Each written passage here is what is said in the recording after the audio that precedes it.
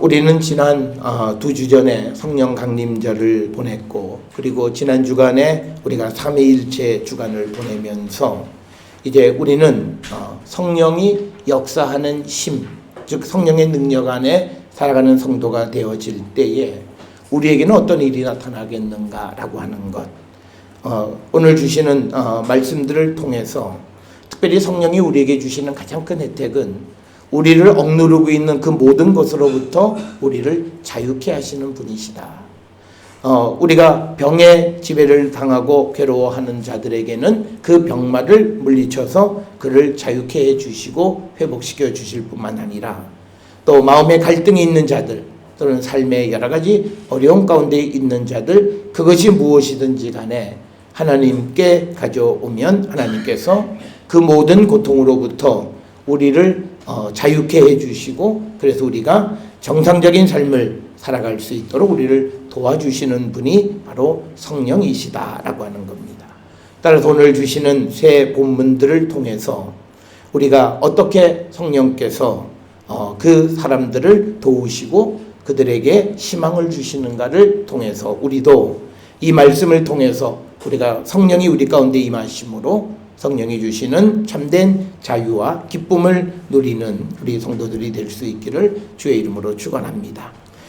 우리가 흔히 내가 성령을 체험했다, 성령이 내게 임하셨다, 도대체 성령이 임하신 게 무엇인가 라고 하는 질문을 하게 되는데, 우리가 지난 두세 주 동안에 각 예배 때마다 성령이 무엇인가를 말씀을 드리면서 결국은 성령이 우리 가운데 임하셨다라고 하는 것은 우리에게 하나님의 말씀이 임했고, 우리가 하나님을 만났고 예수님을 만난 것 그 자체가 결국은 우리가 성령을 체험한 것과 같은 것이다 라고 하는 겁니다. 그래서 우리는 이 주님을 만났다라고 하는 사실, 그래서 우리가 믿음의 길을 걸어가는 사실이 우리에게 얼마나 복된 것인가 라고 하는 것을 오늘 주시는 말씀들을 통해서 우리가 살펴보겠는데, 먼저 열왕기상 19장에 있는 말씀은 엘리야의 이야기입니다. 엘리야는 이스라엘 역사에서 대단한 믿음을 가지고 있었던 사람입니다. 그래서 항상 예언자 그러면 신약 시대에도 엘리야를 먼저 생각할 만큼 그렇게 유명했던 그런 예언자였지만, 그러나 그도 하나님의 일을 열심히 하다가 어떤 극단적 환경 속에서 두려움과 공포감에 휩싸일 수밖에 없었습니다. 그런데 그가 그런 두려움과 공포를 해소하는 길이 무엇이었는가? 바로 그가 하나님의 음성을 듣고, 즉 오늘 우리의 말로 이야기하면 성령을 체험하고 다시 힘을 얻어서 자기에게 주어진 사명을 위해서 그 길을 걸어갔다라고 하는 것이 오늘 열왕기상 19장 8절부터 15절의 이야기고, 그 다음에 이제 두 번째 우리가 보았던 갈라디아 3장 23절에서 29절에 있는 말씀은 성령은 율법에 얽매여 있는 유대인들에게 그들을 율법으로부터 자유케 하고, 그리고 그들이 율법에서 해방된 삶을 살아가게 하셨다. 오늘 우리가 이 말의 의미를 곡해하시면 안 돼요. 율법에서 자유롭게 해주셨다는 말은 율법을 안 지킨다라는 개념이 아니에요. 율법을 능히 지킬 수 있는 그런 힘을 성령이 주셨다는 거예요. 그래서 이제는 율법이 내게 걸림돌이 되지 않는다는 거예요. 그래서 우리가 로마서나 고린도 전후서나 바울이 강조하는 건 뭐냐면, 성령이 내게 계시면 성령은 이제 내가 하나님의 율법을 행할 수 있는 힘을 내게 주셨다는 거예요. 그래서 예전에는 율법이 이건 내게 큰 산과 같고 내가 넘을 수 없는 인생의 장애물 같았는데, 성령이 우리 가운데 임하심으로 우리가 능히 그 모든 것을 넘어설 수 있고 행할 수 있는 능력을 우리에게 주셔서 이제는 우리가 율법에 얽매여 있는 것이 아니라 그리스도의 사랑에 얽매이는 삶을 살 수 있게 해주셨다라고 하는 것이 오늘 갈라디아서 3장 23절부터 29절의 말씀이 되겠고요. 또 누가복음 8장 26절부터 39절에 있는 말씀은 귀신 들린 자의 귀신을 쫓아내는 이야기예요. 굉장히 상징적인 사건입니다. 즉 예수님을 우리가 영접하고 내가 성령을 체험하고 하나님의 말씀이 내게 있다면 이제 나를 괴롭히는 귀신의 지배로부터 나를 자유케 해주시는 거예요. 여기서 말하는 귀신은 우리가 말하는 소위 귀신 이것을 의미할 수도 있지만 나를 괴롭히고 내가 하나님께로 가는 것을 방해하는 나의 모든 나쁜 습관 또 나의 모든 근심 걱정거리 내 인생의 모든 장애물 이 모든 것으로부터 우리를 자유케 해주시는다라고 하는 상징적 사건이 바로 귀신을 쫓아내는 사건입니다. 그래서 여러분들이 복음서에 보게 되면 예수님의 활동하시는 사역 가운데에서 귀신을 쫓아내는 이야기가 굉장히 많이 등장합니다. 그래서 이것은 단지 물론 귀신 자체를 쫓아내는 일도 있었지만 이것이 우리에게 보여주는 상징적 사건은 우리를 괴롭히는 모든 억압으로부터 우리를 자유케 하시는 분이 바로 성령이시다. 그런데 우리가 믿음 생활하면서도 근심도 되고 걱정도 되는 건 뭐냐면 이성적 신앙생활 때문에 그렇습니다. 머리로는 알아요.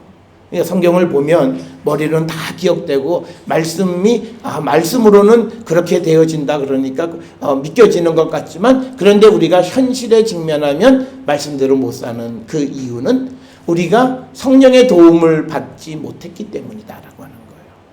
그래서 우리의 믿음은 우리의 기도나 우리의 신앙 고백이나 우리의 믿음 생활이 온전해질 수 있으려면 우리는 성령의 인도함을 받는 자들이 되어야 한다. 그래서 우리는 바울 선생이 사도 바울이 기록한 그 바울 서신에서 가장 중요한 핵심은 성령을 따라 살아가는 삶. 그걸 우리에게 얘기하고 지난 주간에 우리가 삼위일체 주간을 말씀드렸을 때에도 삼위일체 주간을 지나면서 이제부터 이제 성령을 우리에게 주셨기에 우리는 성령의 인도함을 따라 살아가는 자가 되겠다라고. 바로 그것이 우리로 하여금 모든 것으로부터 특히 우리를 근심하고 걱정케 하는 일로부터 자유케 하는 것이 성령의 역사다라고 하는 것. 그래서 오늘 주시는 이 본문의 말씀을 통해서 저는 우리 모든 성도들이 내가 가지고 있는 여러 가지 문제들 그리고 누구도 해결할 수 없는 것 같지만 그러나 그 모든 문제는 주님이 해결하실 수 있고 특별히 우리가 성령 안에서 주님을 만날 때 그 문제가 해결되어지는 것들을 오늘 주시는 본문의 말씀들을 통해서 우리가 함께 은혜 받는 시간이 되었으면 합니다.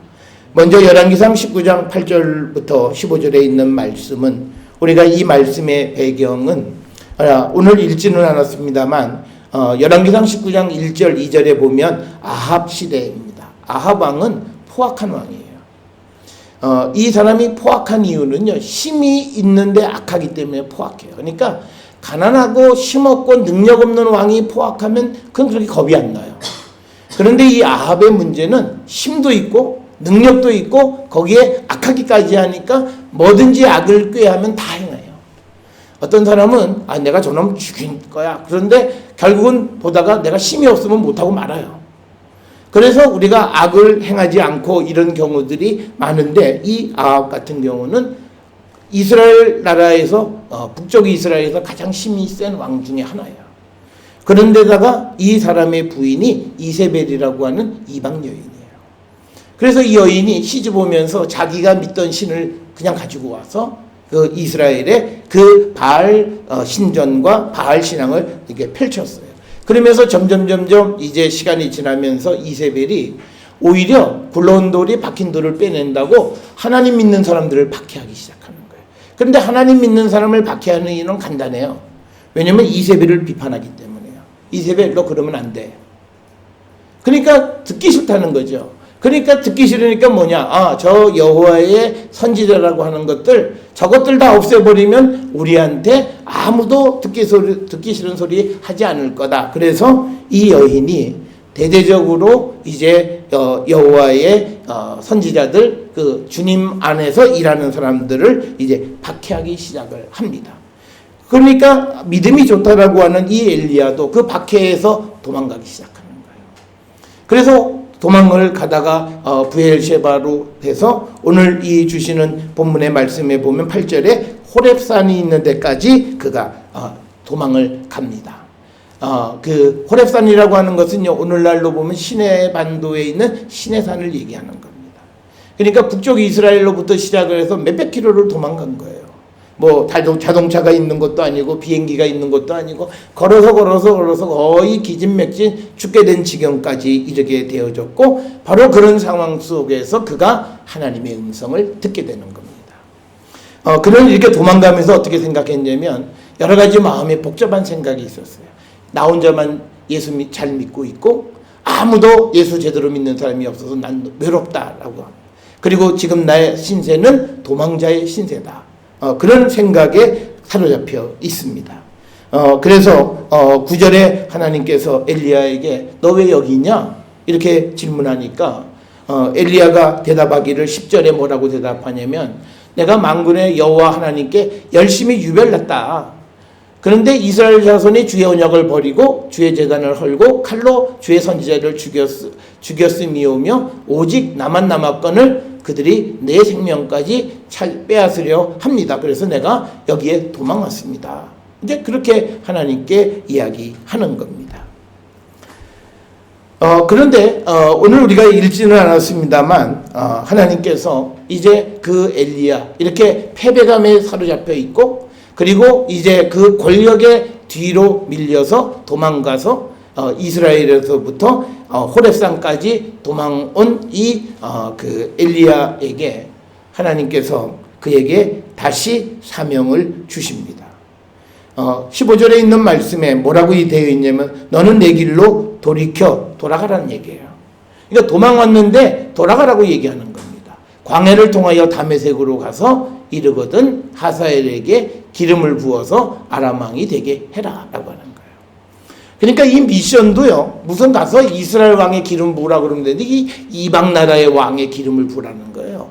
이게 처음에는 이해가 되지 않아요. 그런데 이 하사엘이 즉위하게 됨으로 인해서 북쪽 앞에서 보았던 아합 왕국을 몰아내게 되는 겁니다.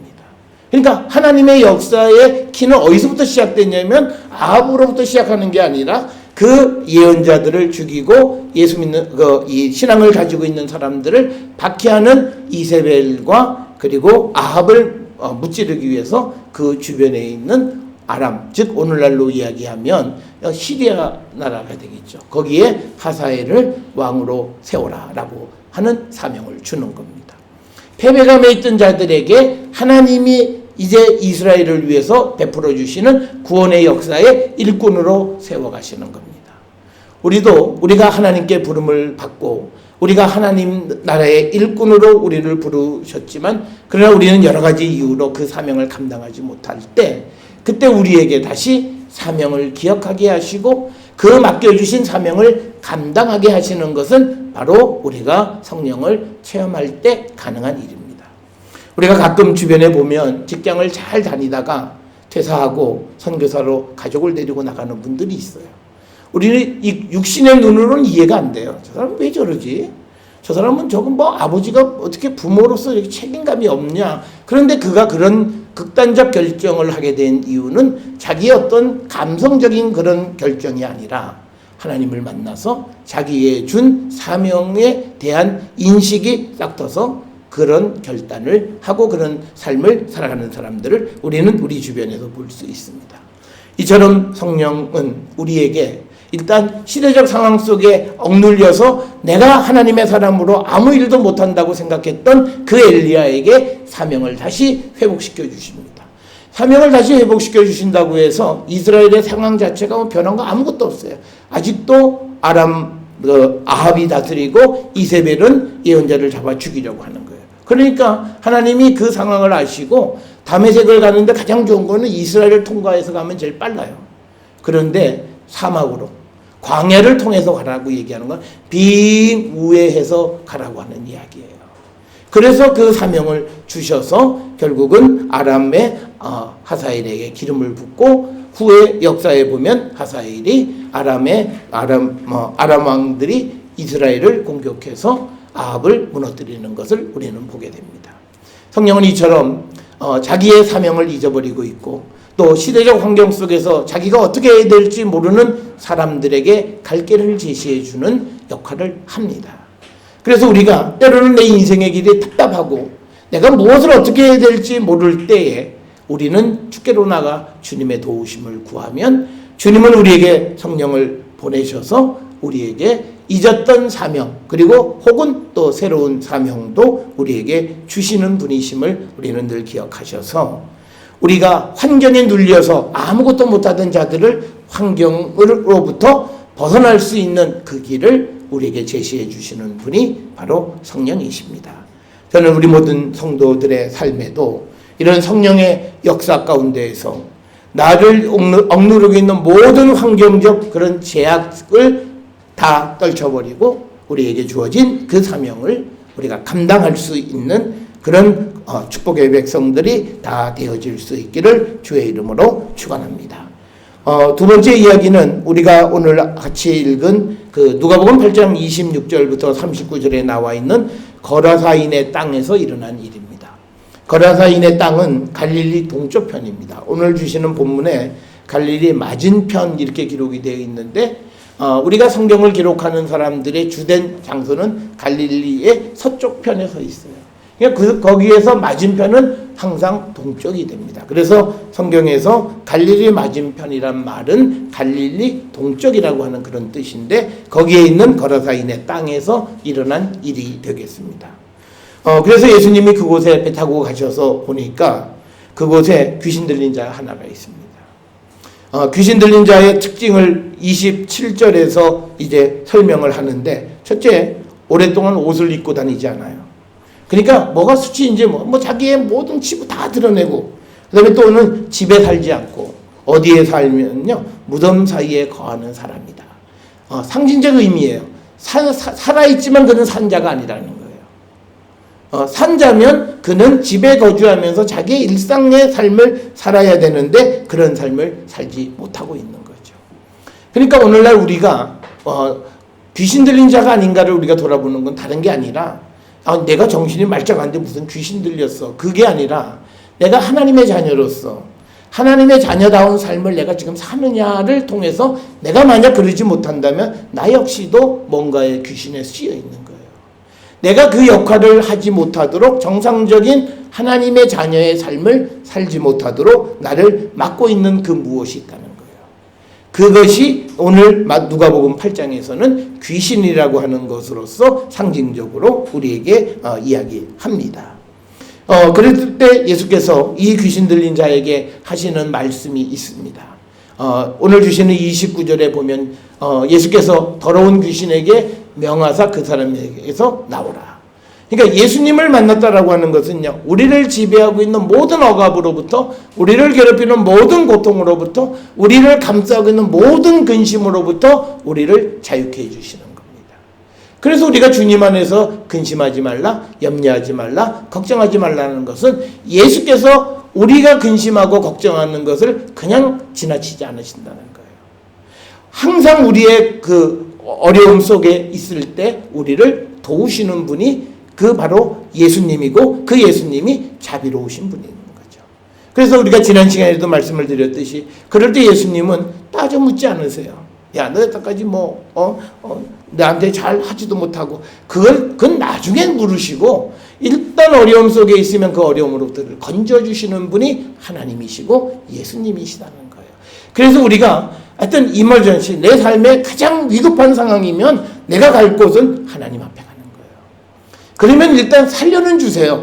물론 그동안 잘 살지 못한 것에 대한 책임에 대해서도 묻기는 하세요. 그렇지만 일단 살려주고, 우리는 어떻게 생각하고 있냐면 제대로 안 하면 하나님이 우리를 그냥 죽여서 끝장낼 거라고 생각하는데 그러지 않으시다는 거예요. 일단 살려주세요.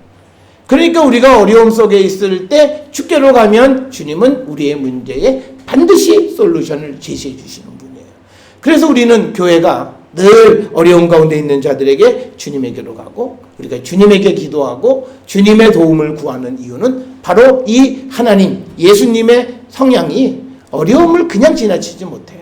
그래서 우리가 복음서에 보면 예수님이 길을 가다가 옆에 있는 어려운 환자들이 예수여 나를 좀 도와주세요. 그러면 가는 길을 돌려서 그들을 고쳐주고 가세요. 그리고 또 다른 병자를 고치러 가다가도 길거리에서 만난 다른 병자가 있으면 그 병자를 고쳐주고 가시는 분이시지 그냥 내 갈 길이 바쁘다고 지나치는 분은 아니시다는 거예요.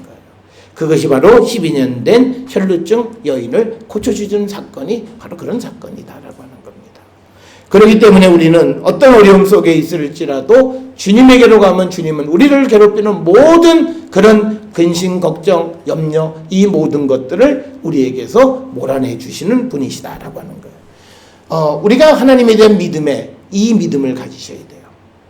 그러니까 우리가 예수를 믿으면서 교회 생활하면서도 기도도 열심히 하는데 걱정도 열심히 하시는 분들이 있어요. 한숨만 팍팍 쉬고. 이건 믿음이 없어서 그래요. 내가 기도했다라고 하는 말은요, 내가 하나님을 믿기에 기도하는 거예요. 그러면 우리 성경에도 기도할 때 이미 들으신 줄 알고 우리가 그대로 되어진 줄을 알고 그만큼 확신을 가지고 우리가 기도하면 기도대로 되어질 줄을 믿고 우리가 그런 삶을 살아야지. 기도는 기도대로고 근심은 근심대로 하는 거다. 이거는 우리의 삶이 거짓된 삶이라는 거예요. 우리가 하나님 앞에 거짓을 하는 게요, 우리가 하나님 앞에 거짓말 안 해요. 우리가 누가 어떻게 하나님 앞에 그 안전에 거짓말해. 근데 우리가 거짓말을 어떻게 하냐면 기도할 때는 하나님 전능하신 주님을 믿습니다. 기도해요. 근데 일상세계에서는 그 하나님을 믿지 못하는 삶을 살아요. 이게 말과 행동이 다른 거짓이에요. 그러니까 차라리 내가 믿지 못하면 하나님 난 믿음이 없어서 이게 못 믿겨져요. 안 믿겨져요. 믿게 해주세요. 라고 기도를 해야 되는 거예요. 그런데 우리는 급하다 보면 우리가 믿기보다도 그냥 급한 나머지 그냥 기도하고 돌아서서 더 그때부터 근심하고 걱정하고 잘 때까지 막 염려하고 그러니까 사람한테 전화하고 옆에 있는 사람을 괴롭히는 거예요.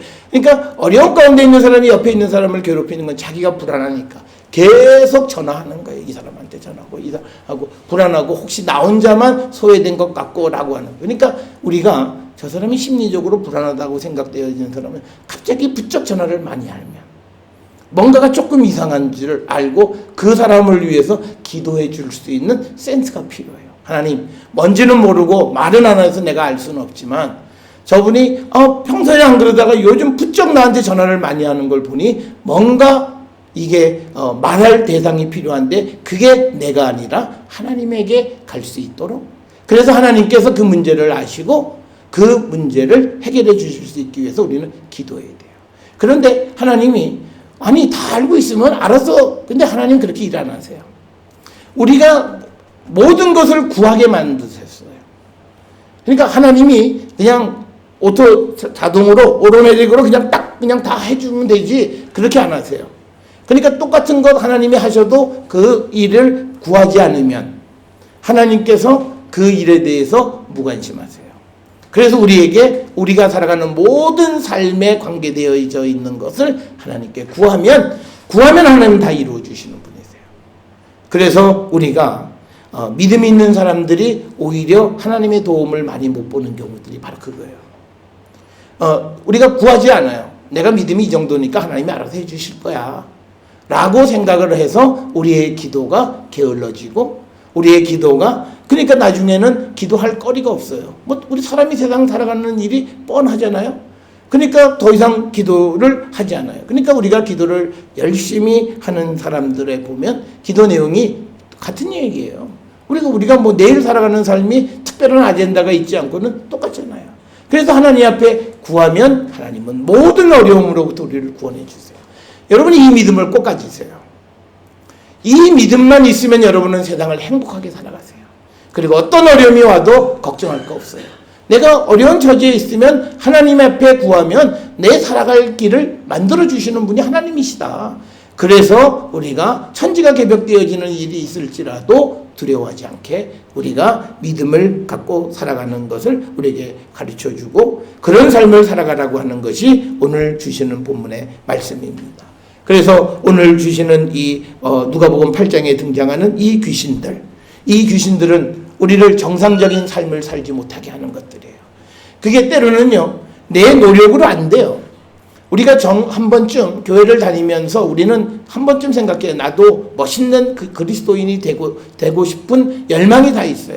그런데 이게 다 1년, 2년, 3년, 10년, 20년 몇 대씩 해도 달라질 게 아무것도 없어요. 그 이유는 하나님의 도움을 구하지 않아서 그래요. 우리의 나쁜 습관, 이런 악습, 그리고 고쳐지지 않는 관습, 이것까지도 하나님 앞에 구하면 하나님은 들어주시는 분이에요. 그래서 우리로 하여금 이제 35절에 보면 이 정신병자, 이 미치광이 귀신 들리는 사람이 어떻게 되냐면 귀신 나간 사람, 귀신이 이제 나갔어요. 예수님이 쫓아주시니까 나가니까 옷을 입고 정신이 온전하여서 예수의 발치에 앉아있는, 예수의 발꿈치 앞에 앉아있다란 말은 하나님의 말씀을 듣는 거예요.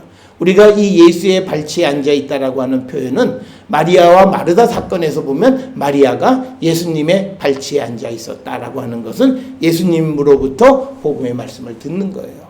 그러니까 정상적인 생활을 하고 있었고, 그래서 그가 예수님하고 함께 있기를 원했더니 예수님은 그에게 무슨 일을 시키시냐면 38절에 귀신 나간 사람이 함께 있기를 구하였으나 예수께서 그를 보내시며 이르시되 집으로 돌아가 하나님이 내게 어떻게 큰 일을 행하셨는지를 말하라, 전하라는 거예요. 그래서 그가 가서 예수께서 자기에게 어떻게 큰 일을 행하셨는지를 온 성에 전파하니라. 그러니까 예수를 만나게 되면 우리에게 있는 귀신이 쫓겨나가게 되고, 그래서 우리가 자유함을 얻게 되면 우리는 내가 어떻게 자유함을 얻게 됐는가를 세상에 전하는 거예요. 바로 그것이 우리가 흔히 말하는 복음을 전하는 거예요. 그러니까 우리가 내가 어떻게 복음을 전하지라고 내가 염려하시는 분들은요, 내가 이 경험이 없는 거예요. 지금 오늘 주시는 예수님이 이 귀신 나간 사람에게 가서 하나님이 어떻게 위대한 일을 너에게 행하셨는지를 전하라. 그 온 성에 그것을 전파하라. 그 자체가 바로 예수님을 전하는 것이다라는 거예요. 그래서 우리가 성령 안에서 정말 우리의 모든 우리를 괴롭히는 것으로부터 참으로 자유로워질 때 우리는 사실은 복음도 전할 수 있는 자가 되어질 수 있다라고 하는 겁니다. 그러면서 이제 우리가 성령 안에 살아가는 성도들의 삶은 오늘 우리가 함께 읽은 갈라디아서 3장 23절부터 29절에 있는 말씀을 통해서 우리에게 율법에서부터 우리를 자유케 해주시는 겁니다. 우리가 잘 알다시피 예수님 당시 시대에 이 유대인들의 문제는 이들은 율법에 얽매여 있어요. 그래서 이들은 그리스도의 사랑이라고 하는 개념도 정확하게 이해하지 못했던 사람들입니다. 그런데 그들에게 이제 새로운 것을 가르쳐 주신 것이 바로 성령이 임함으로 말미암아 그들이 이 율법에 얽매여 있던 삶을 우리가 벗어날 수 있었다라고 하는 거예요. 율법은요, 우리에게 항상 누가 유대인이고 누가 이방인이고를 나누어요. 그래서 항상 분리하는 거예요. 이건 축복의 백성, 저주의 백성. 이건 유대인, 이건 이방인. 이거는 하나님의 성전에 들어가는 자, 성전에 들어가지 못한 자. 그래서 그들은 항상 율법이라고 하는 건 분리하는 거예요. 그런데 이제 오늘 주시는 본문 갈라디아서 3장 23절에 믿음이 오기 전에는 그렇게 살았어요.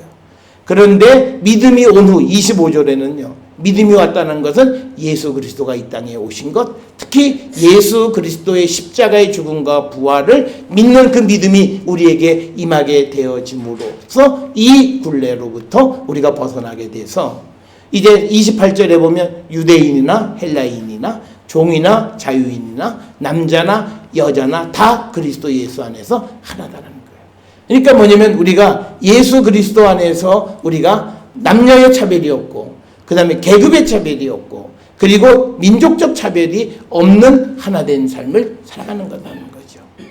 그러니까 우리가 아이러니한 것이 있어요. 한국교회 중에서 보수적이고 신앙이 더 자기들 나름대로는 괜찮다라고 하는 사람들은 남녀 유별해요. 이거는 복음 안에 바람직한 게 아니에요. 오늘 주시는 본문에 보면 남자나 여자나 다 그리스도 예수 안에서 하나예요. 우리가 하나님이 천지 창조를 하실 때 사람을 만들 때 남자 여자 그러니까 사람을 만들고 사람 중에서 남성과 여성을 만드는 것 뿐이에요. 하나예요. 그렇기 때문에 성의 차별이 있을 수 없고 계급의 차별이 있을 수 없고 그 다음에 인종적 차별이 있을 수 없는 거예요. 그러니까 오늘날 우리는요 시대가 많이 좋아지긴 했습니다만 아직도 우리에게는 민족적 차별감이 있습니다. UN 보고서에 보면 한국이 인종차별이 심한 나라예요. 우리나라 사람들은 굉장히 차별이 심해요. 그 다음에 우리가 또 계급 간의 갈등도 굉장히 심한 나라예요. 그리고 또 더더욱 남녀의 그 차별은 이루 말할 수 없이 요즘은 조금 나아졌지만 뭐 이제는 겨우 한 발걸음 내디딘 정도예요. 그러니까 이런 그 과거의 구습으로부터 자유로워지는 것은 우리가 성령 안에 있는 사람은 이런 하나됨을 체험하고 살아갈 수 있고, 그래서 이제는 모든 사람이 다 아브라함의 자손이고 모든 사람이 다 약속의 백성이다라고 하는 거예요. 그렇기 때문에 차별 없는 삶을 살아가는 그 원동력은 바로 성령이 우리 가운데 임하실 때 가능하다는 거예요. 우리가 성령 안에 살아가면요, 우리가 세상을 살아가면서 우리 한국 사람, 우리 사회에는 관행이라고 하는 나쁜 습관들이 있어요. 사실 원래 관행이라고 하는 거는요, 그 한서 고경전에 나오는 말로 인재를 등용하는 그런 좋은 취지에서 관행, 그러니까 좋은 인재를 선출해야 그 다음에 정치가 발전하고 그래서 국가가 발전한다라고 하는 이런 관행을 잘 지켜야 된다 할 때 관행이란 말을 썼어요. 그러니까 긍정적 의미에서 사용된 용어인데 오늘날 관행은요, 부정적인 의미, 자기 변명적인 언어로 사용되고 있는 겁니다. 그래서 우리에게서 이 관행이라고 하는 것은 사실은 우리가 청산해야 될 구습이에요. 오늘날 우리가 보면요, 이게 안 될 것 같지만요, 안 되는 게 아니에요. 요즘 우리가 사는 시대에 불과 한 30년 전만 해도 시어머니의 권세가 대단했잖아요. 근데 요즘은 시어머니와 며느리 사이의 관계가 예전과 같은 관습적인 관계 불가능해요. 그리고 요즘 아들 집에 비밀번호가 몇 번이냐 물어보는 그 시어머니도 강큰 시어머니라 했잖아요. 남의 집에 왜 그러세요? 그러니까 이게 내 아들 집이라고 생각했는데 요즘은 그게 남의 집에 왜 번호를 알고 싶으세요? 라고 한다는 거죠. 근데 그 현실을 대부분 다 받아들여요. 요즘 뭐 불평은 하지만 그대로 살아가요. 간섭이 바뀌어서 며느리들의 삶에 개입하지 못하는 그런 문화로 갔어요. 옛날에는 밤중에도 부르면 쫓아가갖고 무릎 꿇고 앉아가지고 하는 말 듣고 돌아와야 되는 그런 시대였지만 지금은 택도 없어요. 물론 뭐 일부 집안에는 아직도 그런 데들이 있긴 하겠습니다만 지금 전반적인 사회적 상황은 그렇지 않은 거예요. 그건 뭐냐면 우리가 지금까지 살아오면서 별로 유익하지 않았던 그런 문화들이 바뀌어간다는 거예요.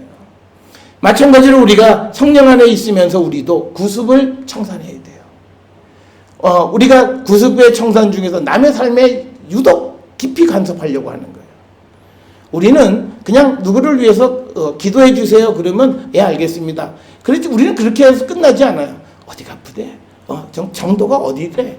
뭐 사사건건이 다 알아야 돼요. 그러니까 그것이 자신은 뭐냐면 남의 삶에 너무 깊이 간섭하는 거예요. 아 저분이 건강이 안 좋아서 내가 기도해 줘야 될 분이다. 그러면 기도하면 되는 거예요. 근데 우리는 그렇지 않고 남의 삶에 너무나 깊숙이 간섭하고 그리고 모든 판단에 내가 기준이 되려고 하는 그런 습관들을 우리는 버려야 되고요. 또 잘못된 관습이나 생각을 고치려 하지 않는 것들. 이런 것들이 아직도 우리 사회에 만연되어 있는데 우리가 예수 믿는 사람들이 성령 안에 살아간다면 이런 것으로부터도 우리는 자유로워져야 돼요. 우리가 예수 믿으면서 사업하는 사람이 예수 안 믿고 사업하는 사람하고 똑같은 방식으로 사업을 하면 이건 예수님 얼굴에 이거는 그 말이 안 되는 일이잖아요. 그러니까 내가 성령을 체험한 예수 믿는 사업가라면 적어도 내가 사업하는 방식은 세상에서 사업하는 방식과는 달라야 됐는데 우리는 아직 벗어나지 못하는 거예요. 그 이유는 우리가 성령에 사로잡혀서 성령의 능력 안에 살지 못하기 때문이다. 우리가 세상을 살아갈 때 성령은 우리를 도우십니다. 우리를 온전하게 세워주십니다. 그래서 우리가 세상의 도움 없이도 성령의 도움으로도 우리는 능히 이길 수 있어요. 저는 이번에 우리 그 청년들 환자들을 보면서 의사가 할 수 있는 건요 알려진 병만 고쳐요. 알려지지 않은 건 자기도 못해요. 그리고 그거를 처치할 수 있는 기술이 없는 거는 자기도 알고 눈으로 보지만 어떻게 못해요. 그러니까 그게 무슨 능력이 있는 거예요. 그렇기 때문에 우리는 하나님 앞에 겸손해야 돼요.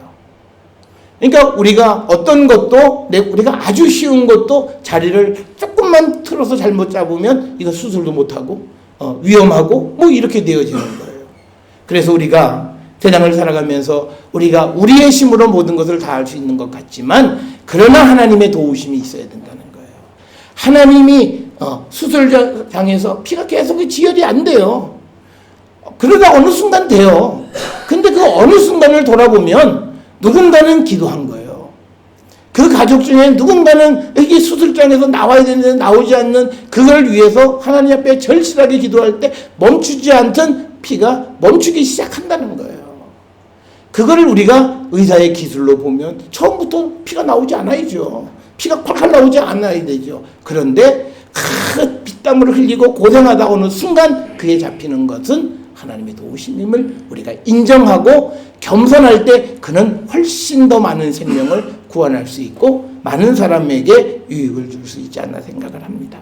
사랑하는 성도 여러분, 성령의 충만한 가운데에서 여러분을 속박하고 있는 모든 것으로부터 여러분은 자유로워지고 그래서 참으로 기쁘고 즐거운 삶을 사는 우리 모든 성도들이 될 수 있기를 주의 이름으로 축원합니다.